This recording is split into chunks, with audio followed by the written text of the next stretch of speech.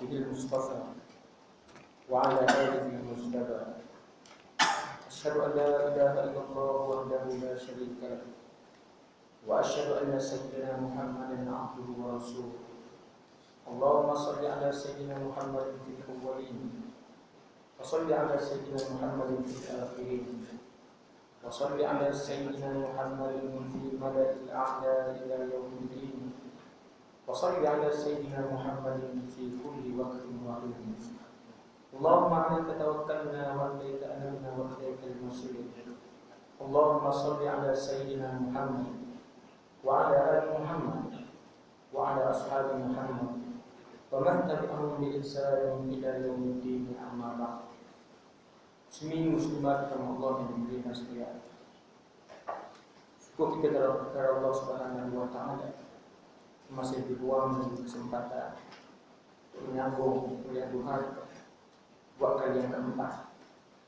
Dan hari ini kita akan menyambung tafsiran surah Al-Baqarah, bermula dari ayat ke-8 sehingga ayat ke-12 sahaja.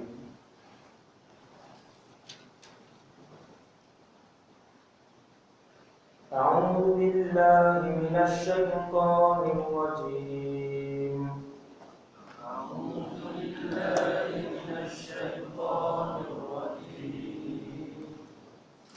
ومن الناس من يقول آمنا بالله وباليوم الآخر.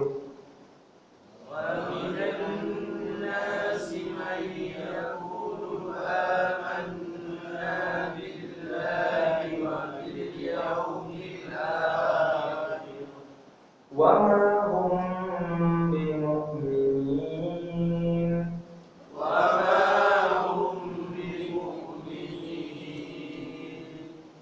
يخادعون الله والذين آمنوا. يخادعون الله والذين آمنوا وما يخدعون إلا أنفسهم. وما يخدعون إلا أنفسهم وما يشعرون. في قلوبهم مرض فزادهم الله مرضا. في قلوبهم مرض فزادهم الله مرضا ولهم عذاب أليم بما كانوا يكذبون. ولهم عذاب عليم بما كانوا يكذبون. وإذا قيل لهم لا تفسدون في الأرض. وإذا قيل لهم لا تفسدوا في الأرض قالوا إنما نحن مصلحون. قالوا إنما نحن مصلحون. وإذا قيل لهم لا تفسدون في الأرض.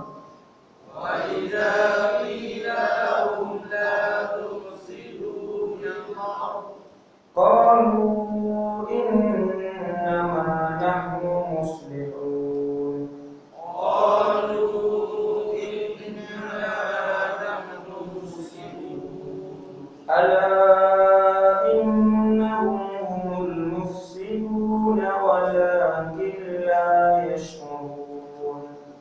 ألا إنهم هم المفسدون ولكن لا يشعرون. صدق الله العظيم.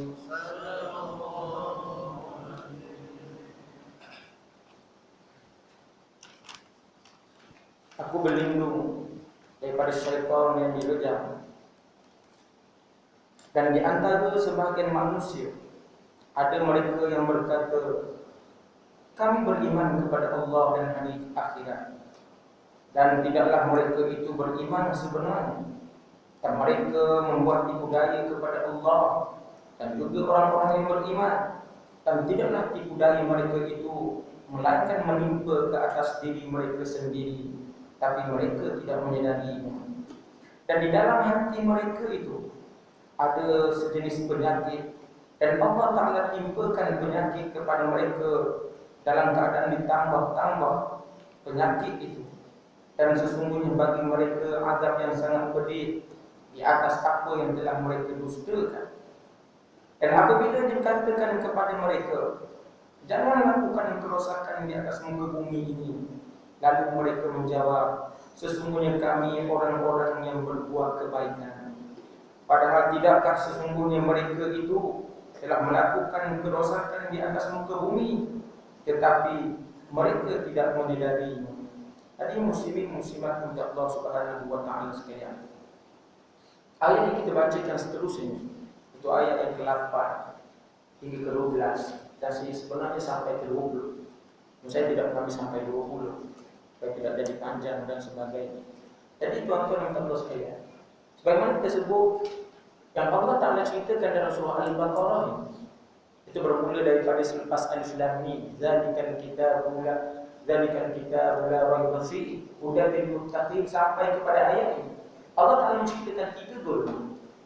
Dan dulu kita telah membahaskan golongan orang yang beriman kepada Allah Subhanahu wa taala. Mereka digelar sebagai golongan mukminin, ataupun mukmin, ataupun muttaqin. Adapun golongan yang kedua yang Allah Ta'ala nak ceritakan, yang kita dah bincangkan minggu lalu, itu pada ayat yang ke-6 hingga ayat ke-7, itu berkenaan tentang orang kafir. Tapi di sini Allah Ta'ala nak ceritakan kelompok yang ketiga, yang lebih teruk daripada kelompok yang kedua, itu orang kafir. Siapakah mereka tuan-tuan? Orang munafik. Yang orang munafikin ini tuan-tuan sekalian, orang munafik.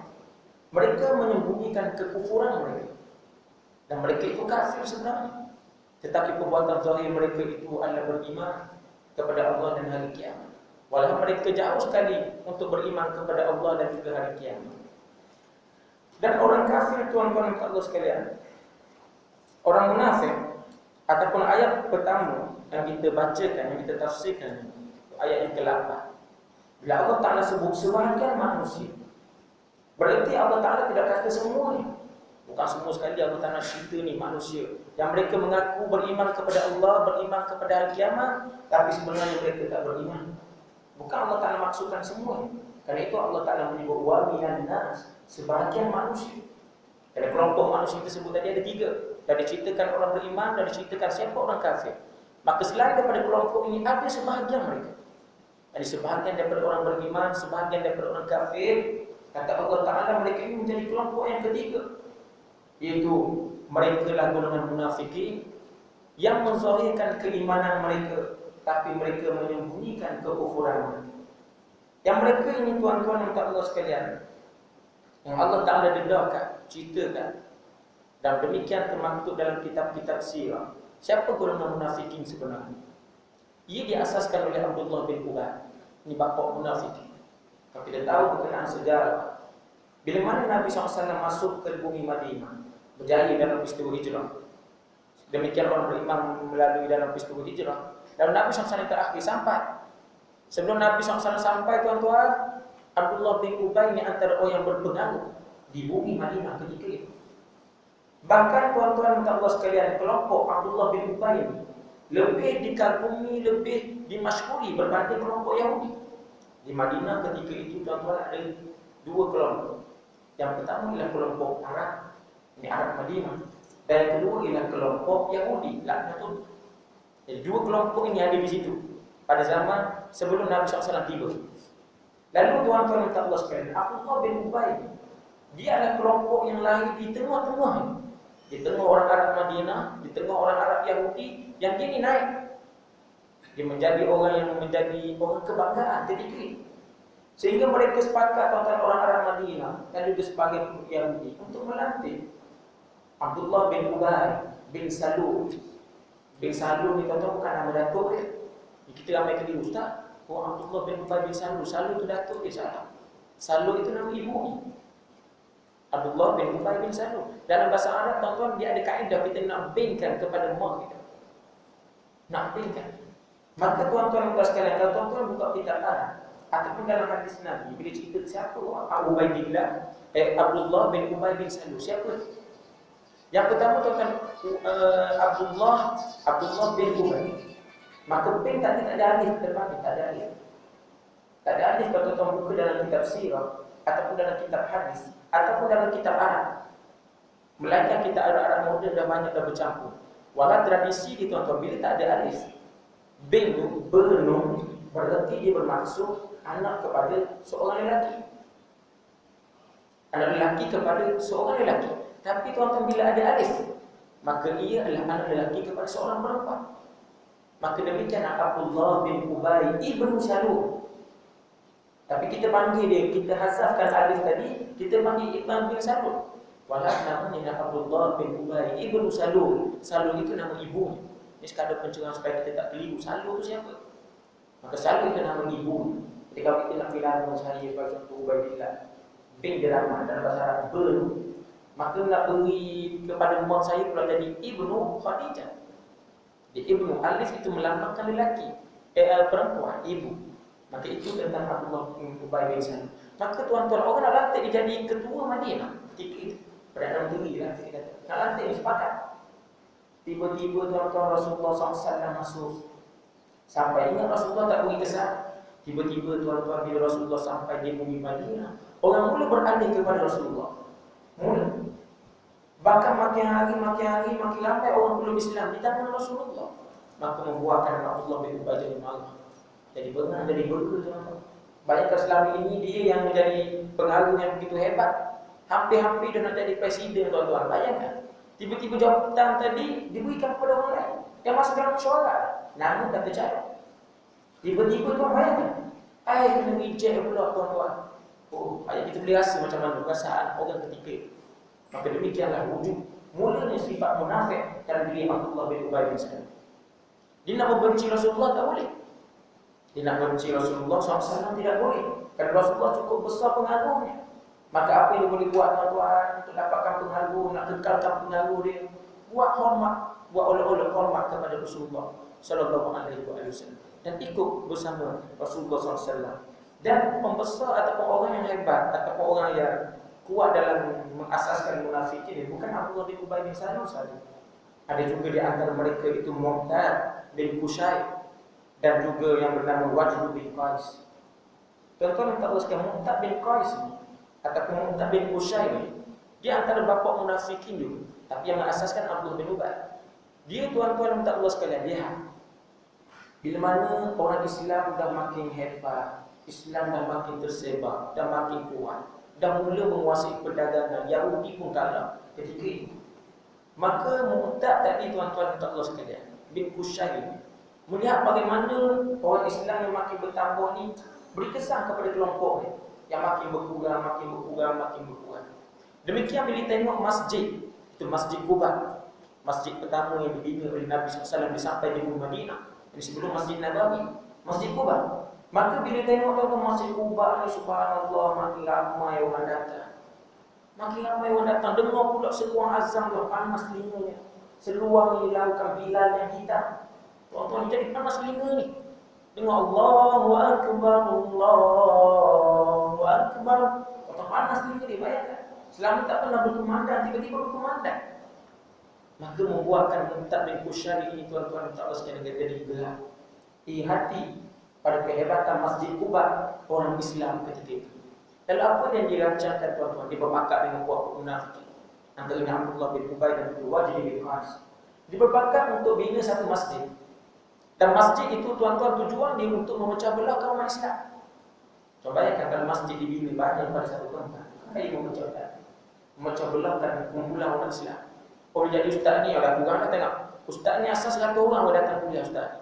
Tapi bayangkan bila dibuatkan pecah masjid tu banyak di depan, buat satu sini, buat satu. Tuan-tuan orang tu paksa bagi.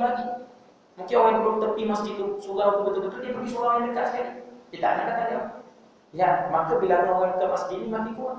Tujuan dia orang munafik kita dia nak pecah belah. Dan masjid Quba dulu satu je. Jadi orang Islam dari seluruh Bandar Madinah keluar pergi ke Masjid Quba. Dan dia kata bila ni masjid satu lagi orang akan jauh daripada Rasulullah. Dan Rasulullah bukan mengajar habis masjid. Dan saya mengajar habis masjid dulu surau tidak.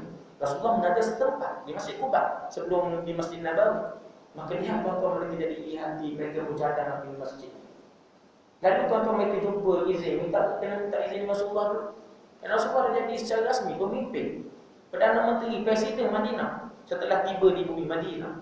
Maka tuan-tuan minta izin Rasulullah. Kami nak bina masjid dekat sini, dekat tempat sekian-sekian. Nabi mengizinkan. Lalu tuan-tuan mereka pun datang pula kepada Nabi SAW. Datang lagi setelah beberapa kali minta izin kepada Nabi SAW untuk rasmikan masjid itu pula. Rasulullah rasmi, nampak hebat sikit masjid. Supaya orang akan ramai, oh kenapa dia datang masjid ni? Tengok ni masjid Rasulullah yang rasmi. Takkan tak nak datang. Maka tuan-tuan minta izin Rasulullah ketika kamu rasmi masjid ini.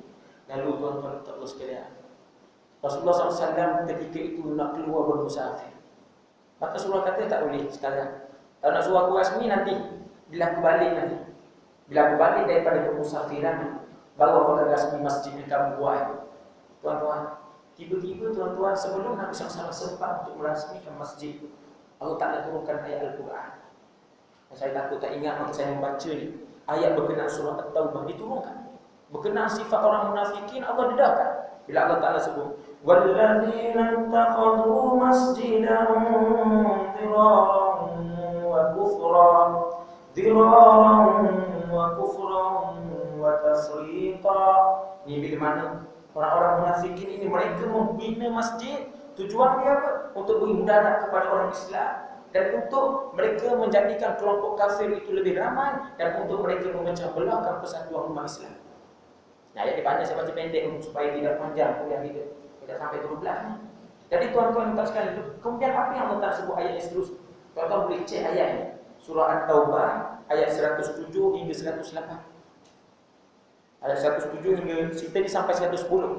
Tapi berkenaan tentang wahyu itu sampai 108. Lihat kemudian apa yang Allah Ta'ala beritahu kepada Nabi Muhammad. Ya Muhammad, la takum fi abada. Muhammad, ini Nabi Muhammad SAW, jangan kamu sesekali merasmikan masjid itu, sembahyang di dalamnya, berada di dalamnya. Jangan. Tuan, ya Allah Ta'ala beritahu, dedahkan perancangan orang yang munafikin ini. Mereka tak sedar tuan-tuan dan Allah sekalian. Kemudian apa yang Nabi SAW lancarkan setelah itu? Rasulullah balik daripada bermusafirah. Rasulullah perintahkan orang Islam hancurkan masjid. Contohkan masjid tadi memang tujuan diburuk, jahat, maka dibolehkan untuk meruntuhkan masjid itu, dibolehkan. Itu secara hukum. Nafti kisah Mu'tad bin Qusyai. Maka tuan-tuan Mu'tad bin Qusyai bangun subuh ni, nak pergi tengok masjid dia yang dah siap. Nak tunggu Rasulullah datang rasmi. Tengok masjidnya hancur berkecam. Maka ketahuilah di ketika itu rancangan jahat ini telah diketahui oleh Rasulullah sallallahu alaihi wasallam. Dan tuan, maka lihat tuan-tuan, inilah sebahagian kisah. Mungkin kita jangan dengar kisah tentang Mu'tad bin Qusyai. Mungkin bila sebut munafik ni kita ingat Abdullah bin Ubay sahaja. Kadang-kadang Ustaz Ubay lagi baik. Tak boleh tuan-tuan, ada banyak lagi. Ini antara yang Allah Ta'ala turunkan wahyu berkenaan sifat ataupun sikap jahat Mu'tad bin Qusyai, antara orang yang kita kata penolong kanan kepada Abdullah bin Ubay bin Salul ini. Lalu tuan-tuan dan Allah sekalian, lihat bagaimana Allah Ta'ala menafikan keimanan mereka. Tuan-tuan, bila mereka cuba nak tipu daya, mereka cuba menyebut bahawa kami ni beriman dengan Allah, beriman dengan hari akhirat. Tetapi apa yang Allah Ta'ala jawab? Allah menafikan keimanan mereka. Wa ma hum bimu'minin. Mereka itu tak beriman sebenarnya. Mereka tak beriman. Ya, Allah menafikan keimanan mereka dan mereka kekal dalam neraka. Mereka kekal dalam neraka, tuan-tuan dan Allah sekalian. Bukan kerana menafikan, kerana tuan-tuan mereka menafikan iman itu dalam hati mereka. Dan mereka sebut beriman pada Allah. Ini sama bila kita tuan-tuan bercakap suatu perkara tapi kita menafikan dalam hati kita. Biasa kita berada depan ustaz lah, ataupun depan orang soal. Kalau kita malu tuan-tuan, kita cakap, oh betul yang kamu cakap. Oh kita kena berubah. Ni mulut kita bercakap apa? Hati kita mengingkarinya. Walau kita lupa diri kita sebenarnya ada sifat munafik. Wujud tu sifat munafik dalam diri kita. Kita tak sedar. Tuan-tuan, sifat munafik ni orang tak sedar. Sifat munafik bahaya, sifat munafik berbanding dengan sifat maksiat. Maksiat ataupun kekufuran yang kita buat tuan-tuan, yang orang buat, mereka boleh sedar. Tapi bila sifat munafik ataupun sifat cakap tak suka bikin, ataupun tak benarkan hati mulut mereka, hati lain, maka tuan-tuan Allah sekalian, itu sifat munafik. Maka Allah menafikan keimanan mereka. Kerana mereka tidak, keimanan mereka dalam hati mereka tidak seperti keimanan mereka di mulut mereka itu tidak sama seperti apa yang berada di dalam hati mereka. Sebab itu tuan-tuan sekalian, Nabi sebut, Nabi nak cerita tentang orang yang masuk dalam neraka Allah Ta'ala. Nabi sebut, yakhruju minan nari, keluar daripada neraka nanti akhirat kelak. Man kana fi qalbihi mithqala dzarratin minal iman. Orang yang ada iman sebesar biji sawi akan dikeluarkan daripada neraka kelak. Teruk mana pun dosa yang dikerja. Orang berzina setiap hari sekali. Kalau suruh berzina nak cerita ni, mana pun. Macam kisah yang dia ceritakan, dia berzina dengan mayat. Sampai Rasulullah tak nak mengaku dia sebagai umat. Lihat tuan-tuan tak teruskan banyak macam mana pun kalau ada iman dalam hati mereka, keluar juga mereka dari neraka. Sebagaimana diceritakan dalam hadis riwayat Imam Bukhari, kisah sahih, bagaimana seorang tadi tuan-tuan tak teruskan dia masuk dalam neraka. Maka Allah Ta'ala perintahkan, cari wahai malaikat, pergi tengok siapakah dari kalangan umat Nabi Muhammad yang masih ada iman dalam hati mereka sebesar biji sawi. Cek ada, dikeluarkan semuanya. Dikeluarkan tuan-tuan orang yang ada iman walaupun kecil. Tapi bayangkan bagaimana orang munafik ini tuan-tuan. Iman yang kecil sedikit pun tidak ada di hati mereka, kecuali di mulut mereka terlalu banyak keimanan. Tak mulut ni penuh iman ni, tak mampu untuk menampungnya, kata para ulama. Sungguh luar biasa. Luar biasa macam kita cerita Abdullah bin Ubay. Lihat, Ismail berjemaah belakang Nabi, solat takbiratul ula, tak jadi imam masbuk. Muafik selalu tuan-tuan, tapi jadi munafik. Tengok, di mulut mereka penuh dengan keimanan, tapi hati dia sebiji sawi pun tak ada. Maka kata Nabi SAW, kita keluar daripada apa ini, akan dikeluarkan daripada api neraka dan kekal di dalam. Dia tak akan jadi seperti orang beriman yang buat maksiat lain. Mereka akan dikeluarkan kalau ada sebiji sawi. Sebiji sawi iman dalam hati mereka dikeluarkan, tapi orang munafik tidak, mereka kekal di dalam. Demikian tuan-tuan Allah sekalian, bila Allah Ta'ala sebut mereka cuba menipu Allah Subhanahu wa Ta'ala, tapi sebenarnya mereka menipu diri mereka sendiri. Tuan-tuan, macam mana orang boleh menipu Allah? Boleh. Apa maksud menipu Allah di sini? Maksud mereka menipu Allah tuan-tuan dua perkara. Yang pertama, mereka menipu Allah dengan mereka menyembunyikan kekufuran mereka. Mereka kira orang beriman, Nabi Muhammad tak tahu mereka ini munafik. Jadi mereka menyembunyikan kekufuran mereka, menzahirkan keimanan mereka. Maka ini tipu daya pertama yang mereka buat kepada Allah. Bukan maksud dia, aku nak tipu Allah lah, jom kita tipu Allah. Bukan maksudnya seperti itu. Maksudnya Allah Ta'ala menggunakan usul bahasa yang cukup indah, nak menggambarkan bagaimana perbuatan menipu Allah itu macam mana. Kita pun tidak terkecuali tipu Allah. Mentang-mentang kita duduk seorang dalam bilik, kita pun buat maksiat. Kita rasa Allah tak nampak, maka kita sebenarnya menipu Allah. Itu maksudnya. Bukan maksud tipu Allah, oh, jom kita tipu Allah ini. Bukan seperti itu. Macam kawan-kawan kita nak tipu Allah, jom mu tipu kawan-kawanmu je, sekarang pula. Kau tipu kawan-kawan kau je, aku tipu Allah, kau tahu tak? Bukan macam itu maksudnya. Lihat tuan-tuan, mereka menyembunyikan iman dan kekufuran mereka dalam hati. Maka kita tak ada seorang pun tahu dalam hati. Maka itulah penipuan yang pertama yang mereka buat kepada Allah. Yang kedua tuan-tuan kita Allah sekalian, apa maksud tipu daya kedua yang mereka buat kepada Allah? Mereka mengingkari kerasulan Nabi Muhammad. Nabi Muhammad sampai di Madinah, mereka tak boleh terima Rasulullah. Abdullah bin Ubay ke, Mu'tad bin Qusay ke, Wajid bin Qais ke, mereka tak boleh terima Rasulullah SAW sebagai pemimpin mereka. Kerana Rasulullah orang luar, orang Makkah. Bayangkan tuan-tuan, tiba-tiba orang luar, kita lantik jadi imam. Tuan-tuan, bagaimana masyarakat sebahagian yang tak faham? Kita lantik mungkin sebab kefakihan dia, kealiman dia, keilmuan dia. Tapi tiba-tiba orang awam tengok, mereka boikot. Ini nak lantik orang luar. Patutnya orang kita lah didahulukan, diketermakan. Dan orang kita tak ada yang boleh berlayak, diketermakan. Keterdikan. Maka lihat tuan-tuan tak tahu sekali, ini yang berlaku kepada orang munafikin, tak boleh terima Rasulullah. Tapi mereka terpaksa buat terima kerana orang Madinah nak sangat Rasulullah. Dan mereka sebelum sebagaimana kita cerita tuan-tuan, bukan Rasulullah masuk Madinah, oh itu orang aku kita kan Rasulullah. Sebelumnya Rasulullah telah diceritakan Siapa itu Rasulullah oleh siapa ni? Oleh seorang sahabat Nabi, dua orang sahabat Nabi. Itu Abdullah bin Ummi Maktum dan juga seorang lagi sahabat Nabi SAW yang saya lupa namanya. Dan dua orang ini Mus'ab bin Umair. Dan dua sahabat ini tuan-tuan diutuskan oleh Rasulullah sebelum peristiwa hijrah untuk berdakwah di Madinah. Ada cerita Syama'il Muhammadiyah, cerita tentang syariat Allah.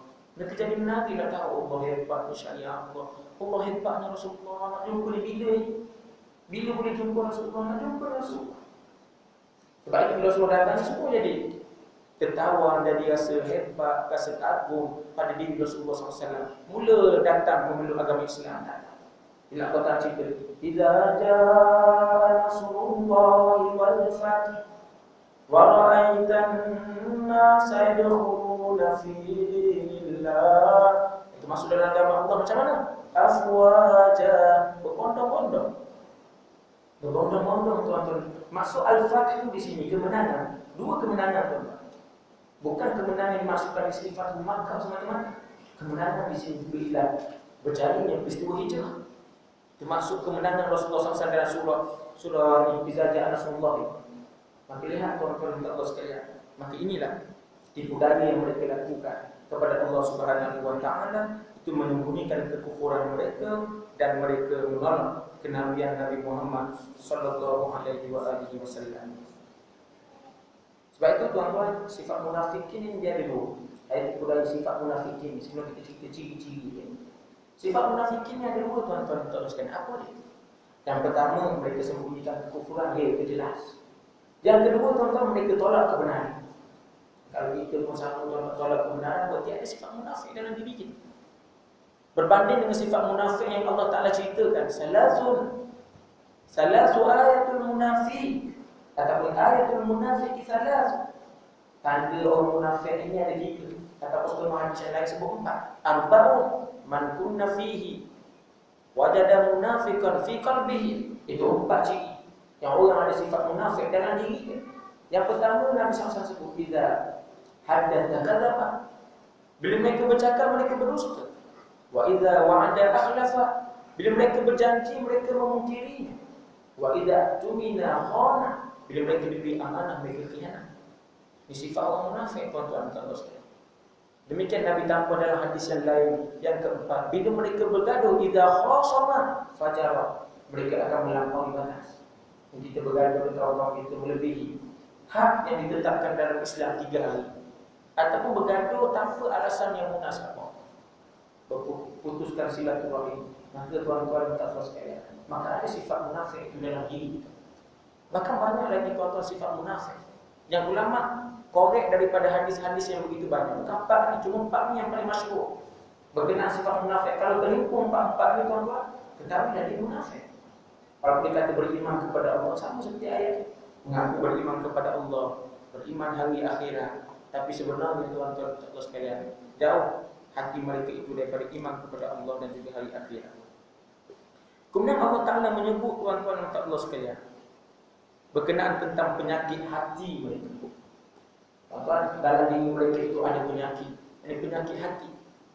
Yang penyakit hati ni tuan-tuan dan Allah sekalian, Allah Ta'ala tambahkan. Berhari setiap hari Allah Ta'ala tambahkan penyakit hati mereka ini, sehingga mereka tidak lagi nampak kebenaran. Ini bahaya orang munafik. Orang kafir tuan-tuan, penyakit hati mereka ataupun kejahatan yang mereka kerjakan ataupun kekufuran mereka masih ada ruang untuk menerima hidayah. Tuan-tuan, orang munafikin tak ada. Tuan-tuan takkan jumpa sejarah ada orang munafik peluk Islam. Tak ada. Nak peluk Islam pun mereka dah Islam. Mereka dah tunjuk Islam. Sebab itu mereka tidak Islam. Tapi hakikatnya mereka tak Islam. Nampak macam tak Islam. Kita tengok tuan-tuan, tak ada sejarah orang munafikin tu. Tak ada orang munafikin yang bertaubat memberi Islam. Tidak ada. Ya Allah Ta'ala tutup sungguh-sungguh hati mereka.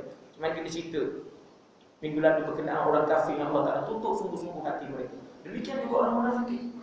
Ditutup hati mereka dan penyakit hati mereka tuan-tuan antaranya kata para ulama sebagaimana disebut oleh Ibn Lais Samarqandi dalam tafsiran yang Bahrul Ulum. Yang pertama, mereka ragu-ragu. Ada sifat ragu-ragu tuan-tuan. Dan ragu-ragu ini tuan-tuan, ragu-ragu yang paling tinggi. Bukan ragu-ragu macam biasa. Kalau kita ragu-ragu boleh jadi mungkin kita silap langkah, betul kita buat. Itu kalau ragu-ragu yang peringkat biasa. Tapi ragu-ragu mereka ni tuan-tuan tinggi. Mereka betul ke silap langkah? Mesti silap. Orang munafik. Sebab tu kerana ragu-ragu mereka cukup tinggi. Kalau mereka nak buat nak sedekah ke tak nak sedekah. Fikir. Dia akan buat keputusan tak nak sedekah. Ni bayi ni ragu-ragu mereka tinggi. Sampai mereka rasa buat apa sedekah. Sampai mereka itu. Asalnya taradud antara dua pilihan. Nak sedekah ke tak nak. Nak pergi surga ke masjid. Dan sekarang mereka buat keputusan tak nak pergi masjid. Demikian Nabi SAW ceritakan, gambarkan bagaimana orang munafikin. Mereka paling malas untuk menunaikan solat isyak secara berjemaah dan solat subuh secara berjemaah. Kenapa tuan-tuan? Lihat, nak pergi ke tak nak ni? Solat subuh masjid. Tak payahlah, duduklah. Demikian waktu isyak tu. Tak payahlah, balik duduk kat rumah. Buat apa pergi isyak? Isyak tu panjang, boleh solat sekali-sekali. Lihat, sifat orang munafik. Bahkan Allah tak cerita dalam Al-Quran. Antara lain sifat orang munafik bila mereka mendirikan solat. Mereka solat dengan penuh kemalasan. Malas. Tapi mereka terpaksa untuk tunjukkan baiknya diri mereka. Maka ni kita bimbang tuan-tuan. Sebab itu di antara munafik lain yang ulama sebut, riak dalam diri. Ni riak. Riak rupanya tuan-tuan cakap daripada sifat munafik. Malaikat tidak. Bila kita sembahyang, Allah punyalah kita tunjuk yang terbaik depan orang. Tiba-tiba orang tak ada. Padahal dalam hati kita tak nak pun solat baik macam tu. Kita tak nak pun solat khusyuk macam tu. Oh, bila nak rokok dengan subhanallah, penuh tertibnya kita tu. Fatihahnya subhanallah, penuh dengan keindahan baca, cara baca, berlagu. Padahal kita tak nak pun baca macam tu. Sebab orang ada di depan. Orang ada di depan. Sama juga dengan ulama yang mempunyai sifat munafik ataupun riak. Dia nak bercakap sedang dia pun cerita sekian-sekian. Walau dia tak buat pun perkara tersebut. Tuan-tuan ada sifat munafik. Sebab itu dia yang sebahagian daripada sifat munafik. Selain dia merupakan syirik yang kecil yang kita bahaskan dulu lagi. Lalu tuan-tuan Allah sekalian, penyakit hati yang kedua ialah nifaq. Iaitu mereka sembunyikan kejahatan. Nifaq ni maksudnya menyembunyikan kejahatan, kekufuran. Kalau munafik menyembunyikan kekufuran. Kalau kita pula orang beriman tuan-tuan, kita nak katakan nak kata. Bagaimana kita mungkin ada sifat munafik ini bila kita buat maksiat ketika berseorangan. Kita rasa Allah Ta'ala tak nampak. Kita ada munafik. Ini penyakit hati. Allah tak nampak kita buat apa, kita duduk orang. Duduk lampu gelap-gelap dalam bilik. Oh, tak ada orang nampak, isteri tak nampak, suami tak nampak, ayah tak nampak, mak tak nampak, kawan-kawan tak nampak. Tapi bila duduk depan, subhanallah, terpaksa tunjukkan kesolehan. Oh, saya tak buat benda itu, saya tak buat benda itu. Dia kata, kamu tengok tak cerita tu? Saya tak tengok cerita tu, saya tak tengok cerita. Padahal bila di belakang, dia tengok cerita tu, dia tengok cerita ni, tengok maksiat tu, dia tengok maksiat ni. Semua dia buat. Maka ini tuan-tuan antara sifat nifaq ataupun mereka menyembunyikan kejahatan. Demikian yang ketiga tuan-tuan Allah sekalian dalam penyakit hati yang ketiga ialah gelap. Gelap maksudnya payah menerima kebenaran. Maka orang munafik ni mungkin kita nak cerita munafik, kita ni bukan munafik. Tapi mungkin kita ada ciri munafik tersebut. Ustaz berpuluh kali dah beri nasihat. Pakai rantai leher panjang semacam datang ke kuliah. Kata haram lelaki pakai rantai leher, rantai basikal apa? Tak, lalu tuan-tuan pakai juga datang. Tukar pula biasa belok air datang emas. Dahsyat lagi tuan-tuan kalau sekalian. Mereka tak boleh terima, berarti mereka dah gelap. Bagaimana kegelapan tuan-tuan kalau sekalian nak terima kebenaran ini? Tak boleh. Tak boleh. Ulama sifatkan kegelapan ini tuan-tuan, kegelapan yang ditutup. Kalau kegelapan yang dibuka tuan-tuan sudah berlaku, nampak juga. Kalau kegelapan tuan-tuan, ataupun air yang dalam botol, letak air warna hitam, tuan-tuan suluh. Adakah cahaya tadi boleh menembusi botol tadi? Tak boleh. Begitulah umpamanya gelap ni, penyakit hati orang munafik. Dia suluh takkan nampak. Tapi kalau tuan-tuan bawa cahaya tadi masuk ke tempat yang gelap, nampak tak? Nampak. Itulah perumpamaan gelapnya hati orang beriman. Tapi gelapnya hati orang munafikin tuan-tuan, umpam bekas yang dah ditutup. Dan dalam itu benda-benda cecair yang hitam. Bila disuruh, cahaya tadi tak dapat menembusinya. Tak boleh. Tuan-tuan ambil laser, terang mana pun suruh tuan-tuan, tak dapat dia menembusi. Tak kira susah itu, tak cerita perumpamaan yang nak buat seperti itu. Akhlak ataupun hati orang munafik dan hati orang beriman. Orang beriman gelap mereka seperti gelap ruang ataupun tempat. Dan bila disuluh, masih lagi dapat melihat cahaya suluhan tadi. Demikian yang keempat tuan-tuan Allah sekalian, penyakit hati mereka ialah lemah. Maksud lemah tuan-tuan bila mereka buat ibadat rasa malas, rasa tak bersemangat. Nak datang majlis ilmu, nak datang solat berjemaah, kira ikut mood, lihat lemah diri mereka ni. Terlibat kita ada sifat munafik seperti ini. Kalau orang munafik kafir tuan-tuan, subuh dengan isyak kita datang. Abdullah bin Ubay yang didatang juga antara faktor lain kata ahli sejarah, kerana dia duduk dekat di Masjid Quba. Kalau ikut orang itu jauh dia pun tak datang kan. Sebab dia dekat terpaksa tunjuk sifat munafik tu, Allah lawan mata ni, nak tidur lagi subuh. Terpaksa lawan untuk jaga image bahawa aku ni orang Islam. Kita lihat tuan-tuan, kalau sekali kita bimbang sifat munafik itu ada dalam diri kita. Kenapa kita datang? Terkadang sebab ada majlis ilmu kita pun datang solat subuh berjemaah. Tak ada majlis ilmu kita tak datang tuan-tuan. Munafik. Kita ingat, oh dah bagus dah ustaz saya datang penuh majlis ilmu subuh. Oh tiba-tiba ustaz tak ada, tak buat kuliah subuh itu. Hari itu pergi mana-mana sebagai contoh. Tiba-tiba kita tak datang. Kita munafik. Kalau kita datang tempat lain tak cerita lah itu. Tak cerita kita tak datang. Duduk kat rumah terus. Dia cuti sama dengan ustaz. Ayat-ayat tuan-tuan. Ada munafik. Bukan maksud kita munafik ni orang tu munafik. Sifat itu ada sifat munafik. Bezakan tuan-tuan. Dia sebut ciri munafik dengan orang tu munafik. Orang itu munafik dia menyembunyikan kekufuran. Tapi orang yang ada ciri munafik dia menyembunyikan kemaksiatan. Orang munafik yang sebenar mereka menolak kebenaran. Tapi orang beriman kalau dia ada sifat munafik mereka menolak ketaatan. Itu orang tolak kebenaran tapi tak nak beriman pada Allah Taala. Ataupun mulut dia cakap tak nak. Mereka tolak kebenaran dari hati mereka. Maka itu bezakan orang munafik dengan ciri munafik. Kemudian tuan-tuan tak sekali lihat bagaimana Allah Taala menyebut balasan azab yang cukup pedih kepada mereka. Lahum azabun alim. Mereka akan mendapat azab yang cukup pedih. Agar orang kafir, mereka ada bahagian. Sebab itu bila Nabi SAW didatangi oleh malaikat Jibril. Dan Jibril ketika itu datang dalam keadaan rupa yang tidak pernah didatang sebelumnya. Mukanya keruk dari dalam keadaan berpeluh darinya. Seolah-olah macam dikejar oleh sesuatu. Maka Nabi tanya, kenapa kamu datang dalam keadaan seperti ini wahai Jibril?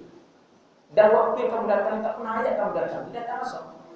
Biasanya Jibril datang waktu yang, sebab itu setengah ulama menilai waktu asal ataupun waktu-waktu yang kita ikutlah keadaan zaman. Ia makruh kalau orang tu tak suka. Atau antara waktu zuhur, waktu orang nak makan tengah hari, kita datang. Lepas subuh, kita datang. Dekat dengan maghrib, kita datang. Sebab ini waktu ini benci yang tidak digalakkan kita ziarah. Dan demikian waktu itu datangnya Jibril kepada Nabi SAW. Sebelum ni tak pernah membuat macam itu. Cukup menjaga adab dan Rasulullah. Tapi ternyata tuan-tuan, Jibril nak memberitahu dahsyat api neraka. Sekarang ini api neraka sedang dipanaskan di neraka Jum selama 1000 tahun. Kemudian dikeluarkan api, kemudian api Jum tadi dipanaskan lagi sehingga api tadi menjadi warna yang cukup terakhir sekali adalah warna yang menjadi kehitam-hitam. Sehinggalah Nabi SAW sifli an-nar ya Jibril. Jibril gambarkan kepada aku neraka yang kamu ceritakan dahsyat. Maka diceritakan tuan-tuan, neraka itu macam rumah flat. Ada tingkatnya dan ada pintunya. Tingkat Jibril. Dan tingkat itu kata Jibril alaihissalam ada 7 tingkat. Dan tingkat neraka yang paling bawah itu akan diduduki oleh golongan munafikin. Atau munafik yang pertama.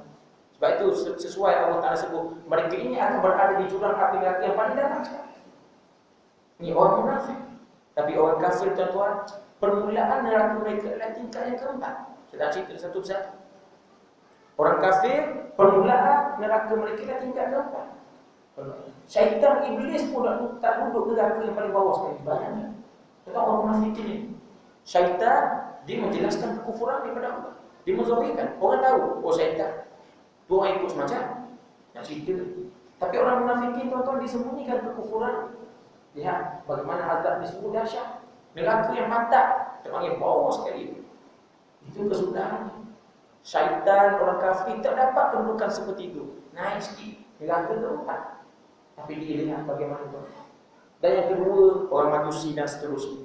Maka inilah gambaran balasan kepada mereka yang melakukan pembohongan, pendustaan kepada Allah Subhanahu wa Ta'ala. Kemudian Allah Ta'ala mengatakan kepada golongan munafikin ini, wahai orang munafik, wahai Muhammad, perintahkan kepada orang munafikin ini jangan buat kerosakan di atas muka bumi. Maka apa maksud orang munafikin buat kerosakan? Tak rosak tak mana ya? Kalau orang munafikin kan sembahyang, kan mereka solat, kan mereka berpuasa, tak ada pun kerosakan yang mereka buat. Tuan-tuan, kerosakan yang besar yang mereka buat ialah maksiat hati. Ternyata tuan-tuan, maksiat hati ini maksiat yang paling besar. Berbanding maksiat orang pergi mencuri, orang bunuh orang, maksiat ini maksiat paling besar. Sebab itu Allah Ta'ala kata jangan lakukan kerosakan. Setelah mana Allah Ta'ala sebut tuan-tuan dan Allah sekalian berkenaan sebelum didatangkan Nabi Muhammad SAW, bagaimana maksiat bermaharajalela di kalangan orang-orang Arab jahiliyah. Lalu Nabi SAW dibangkitkan, maka Nabi Muhammad SAW menghilangkan segala kemaksiatan yang berada dalam lingkup apa ini orang-orang Arab jahiliyah. Lalu kata Nabi SAW, kata Allah Ta'ala, jangan buat kerosakan.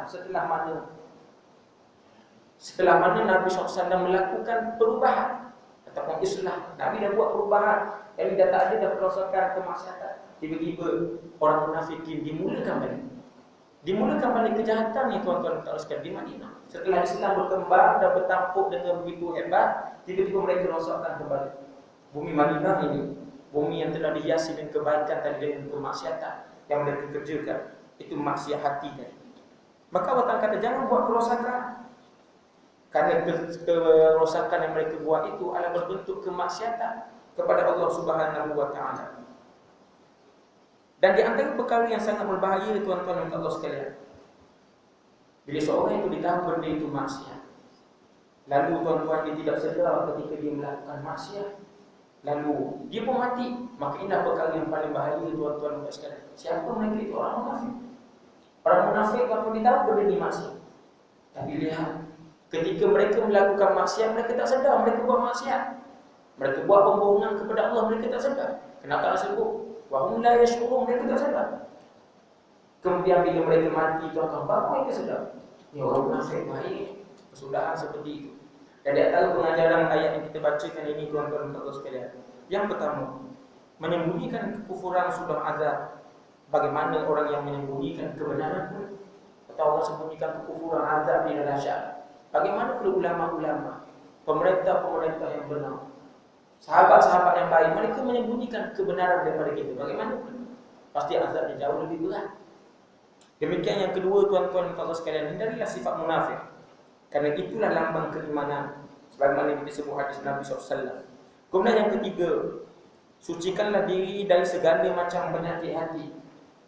Sama ada riya ke, sombong, ujub, takabur, menyembunyikan kebenaran dan lain-lain, hasad dengki. Kemudian yang keempat, jangan rosakkan keamanan bumi dengan melakukan maksiat kepada Allah Subhanahu wa Ta'ala. Bapak nyata antara faktor kenapa bumi jadi rosak dan kenapa maksiat kiamat berlaku, kerana maksiat yang dilakukan.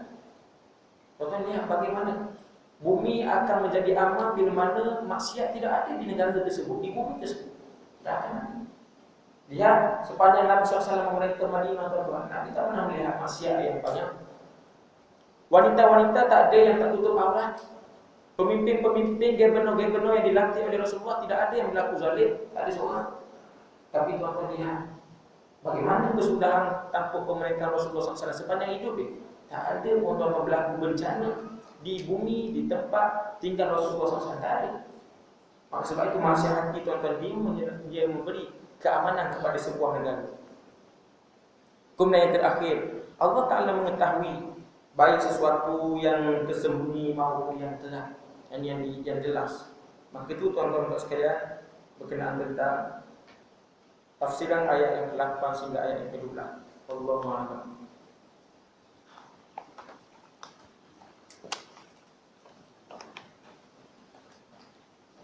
Hadis ahkam muka surat yang ke-4. Nombor yang ketiga, menanamkan kepatuhan terhadap perintah Allah Subhanahu wa Ta'ala. Ibu bapa memainkan peranan penting di dalam mendidik anak-anak supaya patuh kepada perintah Allah dengan melakukan perkara yang disuruh dan meninggalkan perkara yang dilarang. Yang kedua, memberi penerangan kepada umat Islam melalui dakwah tentang kebaikan orang yang patuh kepada perintah Allah, seperti mendapat nikmat syurga dan menerangkan tentang azab yang pedih akan menimpa kepada mereka yang ingkar. Sebab itu tuan-tuan dan Allah sekalian, kalau kita muhasabah kembali, lihat Allah Ta'ala bagi semua dekat kita tuan-tuan. Lalu di mana rasa perhambaan kita kepada Allah Ta'ala? Allah dah beri semua. Tuan-tuan nak anak, Allah beri. Nak suami yang kaya, Allah beri. Nak kereta yang besar yang tuan-tuan idamkan selama ini, tiba-tiba tercapai tuan-tuan, Allah beri berarti. Nak anak tadi masuk universiti, masuk sekolah sekian-sekian, Allah beri. Nak pergi tempat sekian-sekian, kita sampai, Allah beri. Demikian usia kita, nak biar sampai target. Saya umur 60 nak buat projek, umur 70 nak buat projek. Tuan-tuan, kita sampai target umur tadi, Allah beri. Tapi tuan-tuan, mana rasa perhambaan kita kepada Allah beri? Apa yang kita buat dengan segala pemberian Allah beri? Kereta yang Allah Ta'ala beri, apa yang kita gunakan? Anak-anak yang Allah Ta'ala berikan, apa yang kita gunakan? Untuk kita beri ajaran agama kepada mereka ke, ataupun kita mensia-siakan mereka, melalaikan mereka dengan dunia-dunia yang ada. Demikian dengan rumah yang kita ada, apa yang kita lakukan dengan rumah kita? Adakah di dalamnya kita menghidupkan rumah kita dengan bacaan Al-Quran, dengan solat malam, ataupun kita jadikan ini sebagai kubur? Sebab rumah kita tak jadi kubur kita tempat. Bila nak keluar, kita keluar cari makanan. Ya. Di dalamnya tidak ada agama, tidak ada ibadah, maka rumah tak kita jadi kubur. Baca Nabi SAW sebut, la taj'alu buyutakum qubura. Jangan menjadikan rumah kamu itu macam kubur. Tak dibacakan Al-Quran, tidak ada amal soleh dalam tu. Anak beranak pun pakat-pakat buka aurat mereka tengok TV, tak pakai baju, mak tak pakai baju, anak tak pakai baju. Semua berarti rumah tak ada jadi macam kubur, tempat berteduh semata-mata. Maka lihat tuan-tuan tak sekalian, perlu ni kita tunjukkan perhambaan kita kepada Allah SWT di atas segala nikmat yang Allah Ta'ala berikan. Maka lihat tuan-tuan tak sekalian, bagaimana kisah ketaatan yang cukup hebat. Bila mana pernah pula diceritakan oleh Imam Ahmad bin Hanbal dalam kitab Musnad, kitab hadis, dalam hadis yang sahih. Kisah yang berlaku zaman Nabi SAW. Bila mana seorang pemuda ini tuan-tuan tak sekalian, dia ada satu alat tenun kain dan ada 10 ekor kambing. Tiba-tiba tuan-tuan dia nak pergi berperang pada jalan Allah Subhanahu wa taala. Maka sepulangnya dia pulang kembalinya daripada medan perang. Tiba-tiba tuan-tuan seekor kambing ini telah hilang dan alat tenunnya yang satu itu hilang. Dan hilang tuan-tuan tak sekarang dia datang jumpa Nabi SAW mengaku peristiwa itu. Dan setelah itu tuan-tuan dia berdoa tidak putus-putus kepada Allah. Ya Allah, kamu dah janji orang yang memperjuangkan ketaatan, orang yang mempertahankan kamu, ini orang yang jaga Allah, sebagaimana Allah Ta'ala sebut dalam hadis kursi, ihfazillah yahfazka. Kalau kamu jaga Allah, Allah jaga kamu. Hadis kursi dalam hadis Nabawi disebut, Nabi SAW sebut, ihfazillah, kamu jaga Allah, Allah jaga kamu, yahfazka. Tiba-tiba orang tak dijaga, Allah jaga agama Allah. Orang tak jaga kambing dia, alat tenun dia hilang. Dalam tempoh dia pergi berperang, orang tadi berdoa menuntut janji Allah ini, tuntut. Dalam masa sama dia melakukan ketaatan yang cukup hebat kepada Allah. Apa ketaatan yang buat? Yang pertama dia berperang satu. Ketaatan yang kedua tuan-tuan dia berdoa tak putus-putus. Bukan Allah sebut, wa qala rabbukum ud'uni astajib lakum. Bukankah kamu berdoa kepadaku, aku akan perkenankan kamu, kata Allah. Berdoalah pada aku akan perkenankan kamu. Bahkan buat ketaatan yang buat. Ini contoh kisah yang cukup hebat yang dibawa oleh Imam Ahmad bin Hanbal. Dan tuan-tuan, apa yang berlaku natijah daripada doa yang dilakukan? Tuan-tuan, ternyata tuan-tuan tak sekalian keesokan hari ini didapati tuan-tuan tak sekalian, kambing ini ada, tapi bersama dengan seekor kambing tadi. Tuan-tuan, dia dianugerah dibalas oleh Allah Ta'ala 2 ekor kambing. Dan ditengok alat tenun dia ada depan rumah ni. Alat tenunnya bukan satu, tapi 2. Tuan-tuan lihat bagaimana Allah Ta'ala membalas kembali tuan-tuan orang tadi yang kehilangan.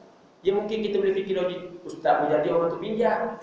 Dia pinjam kambing tu seekor, dia pinjam alat tenun tu satu. Kemudian kambing tadi dah beranak, dia pun bagi balik. Dia bagi dia seekor. Ataupun apa logik akan kita fikir. Alat tenun tadi dia buat bisnes dia maju. Dia boleh beli 10 alat tenun, dia bagi dulu ustaz. Kita tak nak cerita dia suruh. Kita nak cerita dia bagaimana Allah Ta'ala membalas, menggantikan dia bukan satu, tapi 2. Atas keyakinan doa yang dilakukan tadi. Dan atas pengorbanan ketaatan yang luar biasa yang dilakukan kepada Allah. Itu yang kita nak tunjukkan. Baik itu tuan-tuan, perlunya kita tanamkan kepatuhan ataupun ketaatan kita kepada Allah Subhanahu wa taala dengan sungguh-sungguh supaya kita dapat kemuliaan seperti mana didapat oleh sahabat Nabi sallallahu alaihi wasallam yang kita ceritakan tadi. Sebab itu tuan-tuan ibu bapa memainkan peranan penting untuk wujudkan ketaatan ini. Ini satu yang disebut. Kemudian yang kedua yang memainkan peranan untuk wujudkan ketaatan ini tuan-tuan ialah nasihat. Nasihat itu baik mungkin dekat masjid, orang masjid buat program keagamaan, buat majlis ceramah dan sebagainya. Ataupun mungkin orang TV mereka buat program TV yang berunsur keagamaan dan sebagainya. Ataupun di pejabat, orang yang bekerja syarikat dan sebagainya, mereka juga wujudkan badan-badan untuk menguruskan program-program ceramah agama dan sebagainya. Maka ini tuan-tuan dan Allah sekalian, cara bagaimana untuk mewujudkan ketaatan kepada Allah Subhanahu Wa Taala. Dan paling besar saya nak tekankan itu juga, perlunya mereka memberikan perhatian yang penuh, yang baik kepada anak-anak mereka, supaya ketaatan tadi tuan-tuan dan Allah sekalian akan tumbuh dan membesar sebagaimana tumbuh membesarnya anak-anak mereka. Kemudian yang keempat, tuan-tuan dan Allah sekalian, perhubungan kekeluargaan adalah penting di dalam Islam agar menghubungkan silaturahim di kalangan mereka. Muslim yang dianggap baik adalah Muslim yang sentiasa menjaga perhubungan kekeluargaan yang baik dan mesra, tidak sampai putus dengan sebab masam muka dan tidak bertegur sama, akan tegur sapa dan sebagainya.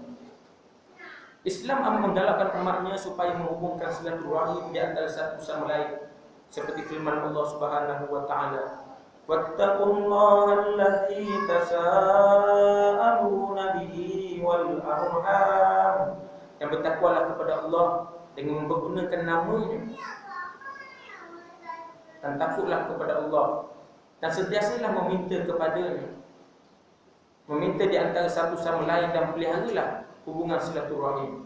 Jadi tuan-tuan sekalian, hubungan silaturahim adalah benda yang sangat dituntut dalam agama Islam untuk kita menjaga. Bahkan balasannya orang yang tidak menjaga silaturahim, kelak silaturahim ini akan mendakwa diri, sebagaimana ceritakan hadis silaturahim. Dan bagaimana silaturahim ini dipanggil menghadap Allah Subhanahu Wa Taala. Ditanya, bagaimana kelakuan orang ini? Adakah dia menyambung denganmu ataupun memutuskan diri denganmu? Nah, bayangkan bila kita putuskan hubungan silaturahim, maka silaturahim tak berjawab kepada Allah. Dia memutuskan aku dari. Maka kita putuskan hubungan silaturahim dengan saudara mara kita, adik-beradik kita, maka dia mengadu kepada Allah.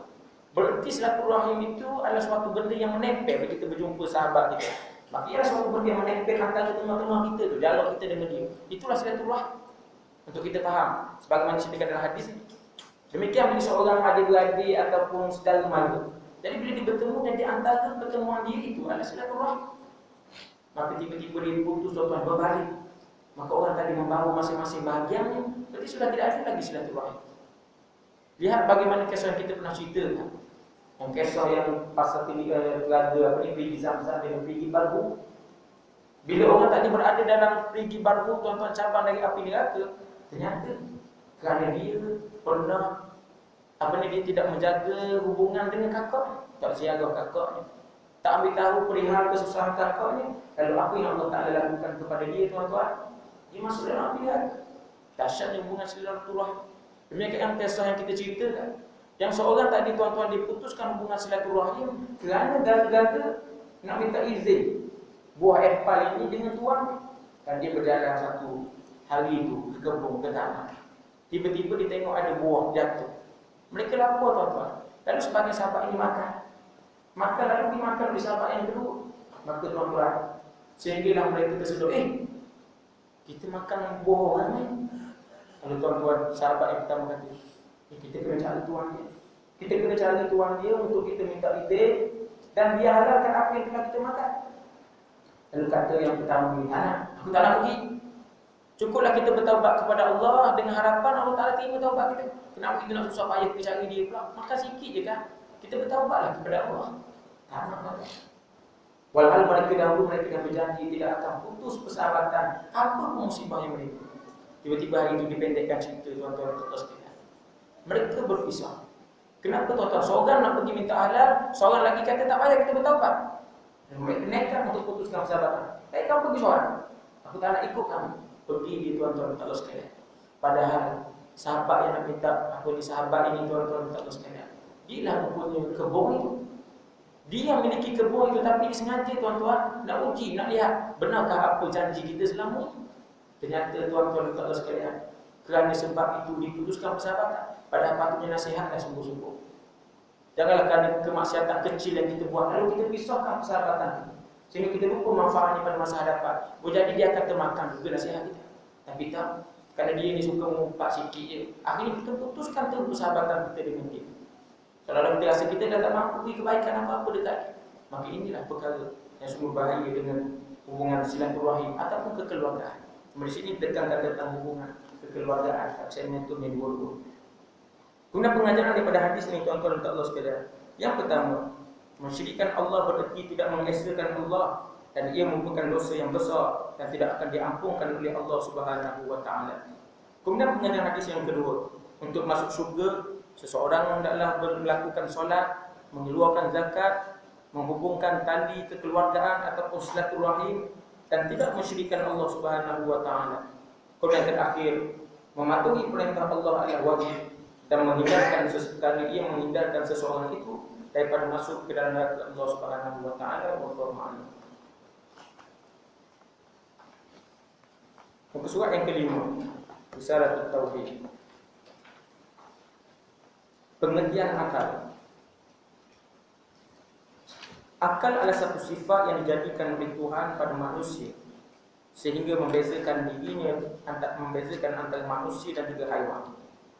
Dengan akal itulah manusia boleh menerima ilmu nazariyah, yakni pengetahuan yang memerlukan berfikir, dan boleh mentadbirkan segala urusan pekerjaan dengan akal fikiran yang halus-halus dan sulit-sulit. Bahkan daripadanya lah tempat terbit dan terpancarnya pelbagai manfaat dan kebahagiaan bagi manusia. Namun demikian, kita dah baca ini. Namun demikian, kiranya akal itu bersendirian, maka sudah tentu tidak akan memperoleh akal sejahtera, akal waras dan akal sehat, melainkan berpandu kepada undang-undang syarak. Sedangkan undang-undang syarak tersebut tidak boleh berjalan menurut apa yang dikehendakinya, melainkan berhajat kepada akal. Kesimpulannya, antara kedua-duanya itu saling berlaziman dan berhajat antara satu sama lain. Akal berhajat kepada syarak dan syarak berhajat kepada akal. Baik itu tuan-tuan dan sekalian, berkenaan apa yang kita bahaskan ini. Allah Ta'ala bila ciptakan akal tujuannya untuk bezakan manusia dengan haiwan dan untuk mengangkat martabat manusia. Sebagaimana Allah Ta'ala sebut dalam firman, laqad khalaqnal insana fi ahsani taqwim. Tidakkah demi sesungguhnya kami ciptakan manusia itu menjadi sebaik-baik kejadian, sebaik-baik ciptaan. Dan ia tujuan untuk bezakan dengan haiwan, binatang. Kalau haiwan dan binatang ini ada akal, tuan-tuan kalau sekalian, sebagaimana Nabi sebut dalam hadis, pasti binatang ini tidak akan jadi gemuk. Akan gemuk ni. Ma akaltum lahman samna. Kamu tak akan makan daging-daging mereka yang lemak-lemak ni, tak ada. Semua kambing kurus-kurus, ramping semuanya. Tak akan kita jumpa yang gemuk-gemuk, contohnya yang sehat badan ni, tak ada. Kenapa? Kerana mereka ada akal, lalu mereka memikirkan tentang Tuhan. Tapi manusia ada akal, mereka tak gunakan sepenuhnya untuk fikir kehebatan kekuasaan Allah Subhanahu wa taala. Lalu contoh yang mudah tuan-tuan dan sekalian untuk kita faham, apa maksud akal memerlukan syarak dan syarak itu memerlukan kepada ilmu akal. Kita lihat tentang kejadian alam ini, ataupun tentang kita nak tahu Allah Taala itu ada. Kita lihat akal kata bila adanya alam ini, ada yang menciptakan alam ini. Lalu kita tahu yang menciptakan alam itu Allah. Dia mungkin orang kafir tak sebut Allah, dia sebut Tuhan. Tak kira lah. Tapi dia kata ada yang menciptakan. Tidak mungkin alam ini terjadi dengan sendiri. Maka itu akal. Maknanya akal tadi berhajat juga kepada syarat, tuan-tuan dan sekalian. Bagaimana? Bila mana kita memerlukan kepada syarat, ya ke alam ini Allah yang jadikan? Maka kita mengetahuinya daripada firman Allah. Alhamdulillahirabbil alamin. Segala puji bagi Allah, dia Tuhan sekalian alam. Dia yang mentadbirkan alam, Rabbil alamin, pemilik alam. Demikian tuan-tuan dan sekalian dalam firman Allah, huwallazi khalaqas samawati wal ardh. Dia menciptakan langit-langit dan bumi. Dan wa ma bainahuma. Dan dia menciptakan antara keduanya, langit dan bumi. Tuan-tuan kita tahu siapa tu? Allah. Maka lihat bagaimana akal tadi tuan-tuan berhajat kepada syarak. Demikian juga syarak tadi tuan-tuan dan sekalian berhajat kepada akal. Bila Allah Ta'ala perintahkan untuk mendirikan solat, untuk melakukan ibadah-ibadah. Lihat bagaimana fungsi akal tadi. Oh, kalau aku tidak buat ibadah ini, aku akan diazab. Lihat akal ini memberi fikiran kepada orang beriman. Itu fungsi dia kepada orang beriman. Orang kafir tidak fikir, oh aku tak solat, tak ada masalah. Kalau itu orang beriman, lihat bagaimana akal tadi berkongsi dengan syarat, saling memerlukan antara satu sama lain. Maka inilah perbahasan mengenai tentang akal. Lihat bahagian hukum akal. Hukum akal itu terbahagi kepada 3 bahagian. Ini kerana akal itu ingin bekerja atas sekira-kira hal dan mematutkan, ini melayakkan sesuatu bagi dihukumkan pada ilmu tauhid. Tidak sunyi, kosong atau tidak terlepas daripada 3 perkara tersebut, iaitu menghukumkan mesti ada atau mesti tiada, atau menghukumkan boleh menerima atau tidak ada. Perkara yang pertama yang disebut wajib akli, itu perkara yang tidak diterima akal akan tiadanya, hakikatnya mesti menerima ada. Sebab itu apabila bila mana, macam mana tu nak baca? Apakala dikatakan wajib bagi Allah Ta'ala bersifat idam, maka maksudnya itu ialah mesti Tuhan itu bersifat tidak. Yang kedua disebut mustahil akli, itu perkara yang tidak diterima akal akan adanya, hakikatnya mesti ada. Sebab itu apabila dikatakan mustahil Tuhan baru, maka maksudnya itu tidak sesekali Tuhan itu baru. Ketiga disebut harus akli, itu perkara yang diterima akal akan adanya dan tiadanya secara berganti-ganti. Oleh itu hakikatnya boleh menerima ada dan tiada. Seperti keadaan seorang itu, ada kalanya dia boleh bergerak, ada kalanya dia diam. Jadi muslimin Allah sekalian, perbahasan akal ini, bahagian hukum dia ada 3 pecahan. Yang pertama wajib secara akalnya, wajib akli. Kemudian mustahil secara akalnya, mustahil akli, dan juga harus secara akalnya, itu harus akli. Maka kita lihat satu persatu. Bagaimana tentang wajib akli? Wajib akal. Kata maksud wajib akal ni sesuatu yang mesti ada, wajib ada. Maknanya baca apa kali bila mana tu bahasa, tak tahu bahasa apa. Yang nak beritahu satu ni, perbahasan tentang mesti ada benda. Itu maksud wajib akli. Wajib ada. Tuan-tuan, lihat bagaimana kejadian Allah. Lihat zat Allah. Tuan-tuan, kewujudan Allah Ta'ala itu wajib akli, wajib secara akal. Wajib secara akal. Lihat wajib manusia, tuan-tuan, wajib bersabar. Ni kita ni ada juga. Allah pun ada. Tidakkah ada kita dengan Allah yang sama? Berbeza. Ada Allah itu wajib. Wajib pada akal. Allah itu wujud. Tapi manusia wajibkah kalau manusia itu wujud? Tidak. Diwujudkan sebab Allah Ta'ala boleh untuk meniadakan kita. Tapi Allah Ta'ala mengadakan kita. Berarti kita wajib ada juga, tuan-tuan. Tapi wajib ada dengan sebab Allah. Bukan dengan sebab kita nak ada kat sini. Saya nak ada kat bumi, wajib ada saya ada. Tidak.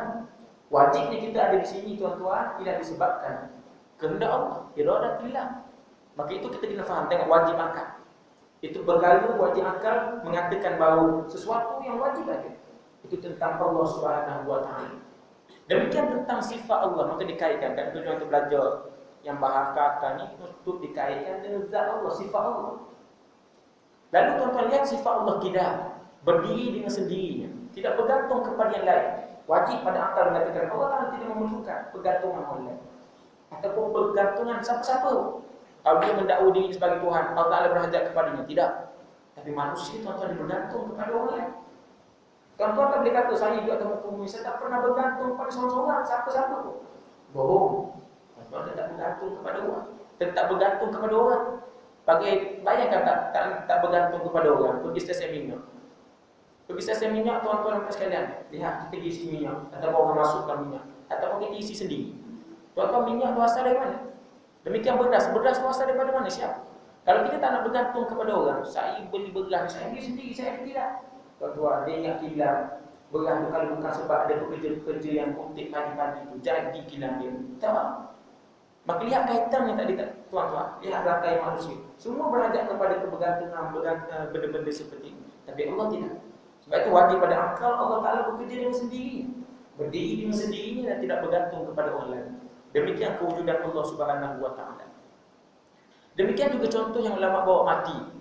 Tuan-tuan tengok, wajib pada akal mengatakan semua manusia akan mati. Kullu man 'alaiha fan. Semua manusia akan mati. Tak ada pun yang terkecuali, tak boleh.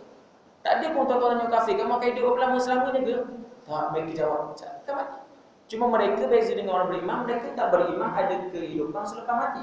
Kita orang beriman percaya ada kehidupan setelah mati. Itu je beza.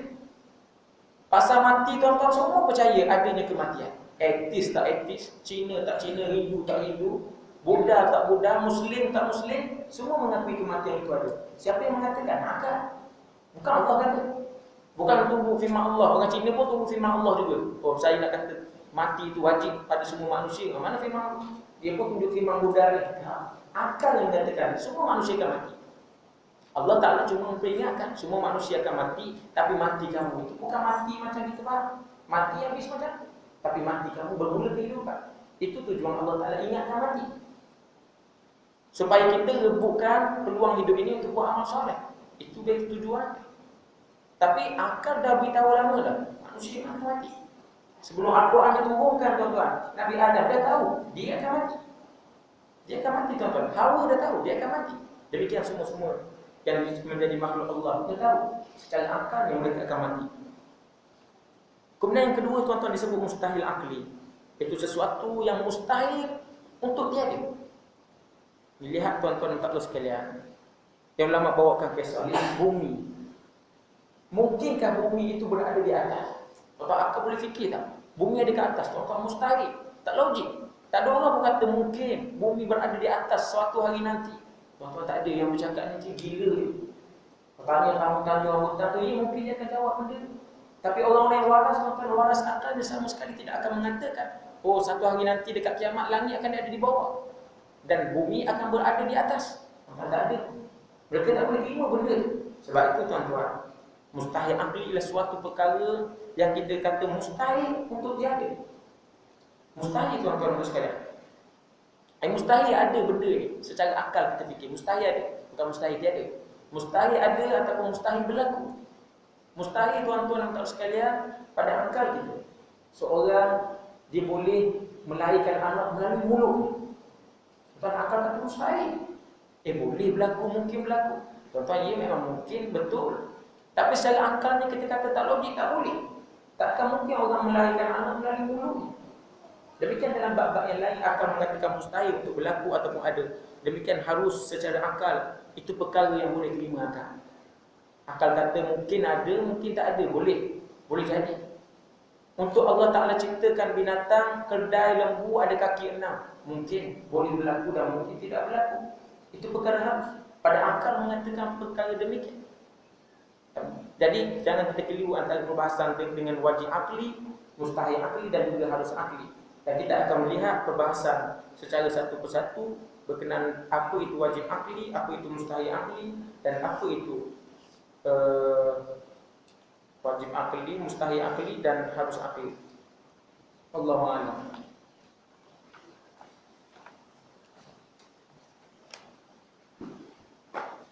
Bismillahirrahmanirrahim. Hadis yang ketiga berkenaan kelebihan Rasulullah sallallahu alaihi wasallam yang ditulis oleh Imam An-Nawawi rahimahullahu taala. Semoga Allah taala merahmati beliau dan kita mendapat manfaat daripada susunan hadis beliau. Hadis yang ketiga, kenabian Nabi kita Muhammad SAW sebelum diciptakan makhluk-makhluk yang lain. An Abdullah bin Amr radhiyallahu taala anhu anhuma anin Nabi sallallahu alaihi wasallam annahu qala inna Allah azza wa jalla kataba maqadirul khalqi qabla an yakhluqa as-samawati wal ard bi 50,000 sanatin wa kana arshuhu 'ala al-ma' wa min jumlati ma kataba fi adh-dhikri wa huwa ummul kitab anna Muhammadan khatamun nabiyyin wa rawal Barawi fi syarh sunnah anil Irbad bin Sariyah radhiyallahu ta'ala anhu an Rasulillah sallallahu alaihi wasallam annahu qala inni 'indallahi maktubun khatamun nabiyyin wa inna adama lamunjadilun fi tinatihi. Maksudnya daripada Abdullah bin Amr radhiyallahu taala anhuma, semoga Allah taala meridai keduanya, daripada Nabi SAW beliau bersabda, sesungguhnya Allah taala telah menulis ketentuan tentang makhluknya sebelum diciptakan langit dan juga bumi selama 50,000 tahun. Dan adalah arasy Allah itu terapung di atas air.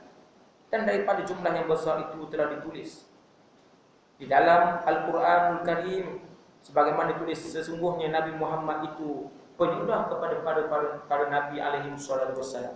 Dan riwayatkan Imam Al-Barawi dalam Syarh Sunnah bahwasanya daripada Irbad bin Sariyah radhiyallahu taala anhu, semoga Allah meridainya, daripada Rasulullah SAW beliau bersabda, sesungguhnya telah tertulis kalimah khatamun nabiyyin, yang dipenyudah kepada para nabi di sisi Allah Subhanahu wa taala, dan Adam ketika itu belum dijadikan daripada tanah. Maka lihat tuan-tuan dan Allah sekalian, kehebatan Nabi kita Muhammad sallallahu alaihi wasallam, kenabiannya sudah berada. Sebab itu yang setengah ulama menyebut kenabiannya pada usia 40 tahun itu kenabian secara hakikat. Tapi kenabian Nabi SAW yang sebenarnya dah bermula dah bermula sejak sebelum Nabi Adam alaihissalam diciptakan. Sebelum Nabi Adam diciptakan daripada tanah, kalau minggu lepas dia cerita cahaya Muhammad. Nabi Adam nampak nama Muhammad ada semua dalam syurga. Tapi kali ini lihat bagaimana nak menggambarkan bahawa Nabi Adam sebelum diciptakan dah cipta Nabi Muhammad. Dah ada Nabi Muhammad SAW, kenabian sudah diterima oleh Allah Subhanahu Wa Taala. Dia sudah diisytiharkan sebagai penyudah para nabi. Walau nabi tak diciptakan lagi. Tuan-tuan bayangkan hebatnya Nabi kita Muhammad SAW. Adam Nabi pertama atas muka bumi dan manusia pertama tidak lagi dilantik menjadi Nabi. Tidak diciptakan. Tapi Nabi Muhammad dah dilantik jadi Nabi. Penyudah kepada para Nabi, khatamun Nabi. Dan dituliskan. Demikian Al-Quran yang tuan-tuan yang berada di Lauh Mahfuz. Batu Lauh Mahfuz lebih dahulu diciptakan daripada manusia. Jadi tuan-tuan, kan ayat Quran ini kan berasal daripada Lauh Mahfuz. Sebelum diturun kepada Baitul Izzah dan kepada dada Nabi Muhammad SAW. Bererti tuan-tuan, kalimah Nabi Muhammadur Rasulullah. Dan dalam Al-Quran sebut kalimah Muhammad Rasulullah. Berarti sudah disebut tuan-tuan sebelum semua ini dijadikan. Dan Lauh Mahfuz. Kita bayangkan Lauh Mahfuz sudah berada sejak dahulu. Sejak sekian lama sebelum diciptakan mana-mana makhluk atas muka bumi. Maka inilah hebatnya kenabian Nabi kita Muhammad sallallahu alaihi wasallam. Moga-moga kita dapat melihat dengan mata kasar dan juga mata hati kita berkenaan kehebatan dan kelebihan Nabi kita Muhammad SAW. Allah Subhanahu wa taala a'lam. Assalamualaikum warahmatullahi wabarakatuh. Alhamdulillah nasyaitanir bismillahirrahmanirrahim. Alhamdulillahirabbil alamin. Wassalatu wassalamu ala asyrafil anbiya'i wal mursalin wa ala alihi wa sahbihi ajma'in. Allahumma ja'alna mimman yastami'una al-qawla fayattabi'una ahsanah. Allahumma faqihna fid din wa 'allimna at-ta'wil. Rabbana zidna 'ilman nafi'an warzuqna fahman wasi'an. Wa sallallahu ala sayyidina Muhammad wa ala alihi wa sahbihi wasallam. Alhamdulillahirabbil alamin.